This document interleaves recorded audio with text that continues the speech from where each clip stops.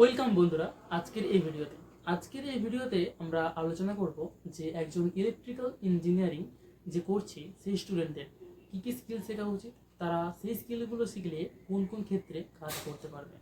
তো প্রথমেই একজন ইলেকট্রিক্যাল ইঞ্জিনিয়ারিংয়ের জন্য বলি, প্রথমে তাকে দেখতে হবে যে তার ইন্টারেস্ট কোথায় আছে, সে কোন ক্ষেত্রে সেই স্কিলটা কাজে লাগাতে চাইছে।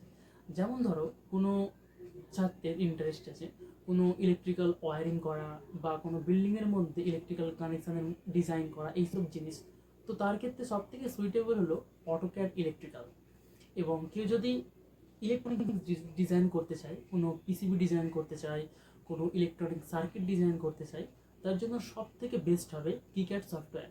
কিক্যাড হলো এমন একটি সফটওয়্যার সম্পূর্ণ ফ্রিতে অ্যাভেলেবেল রয়েছে, এবং আরেকটি পেড সফটওয়্যার যেটা হলো অল্টিয়াম ডিজাইন। এই সফটওয়্যারগুলো ইলেকট্রনিক্স ইঞ্জিনিয়ারিং যারা শিখছে বা ইলেকট্রনিক্স এর মধ্যে আছে, তাতে ইন্টারেস্ট আছে, তারা শিখতে পারে।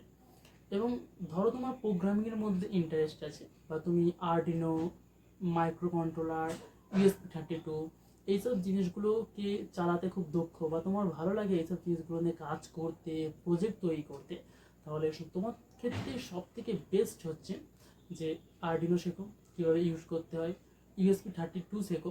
আর হলো সি প্রোগ্রামিং, পাইথন প্রোগ্রামিং, এবং এই প্রোগ্রামিংয়ের মধ্যে আরেকটা হয় ম্যাটল্যাব বা সিমুলিং যেটাকে বলা হয়।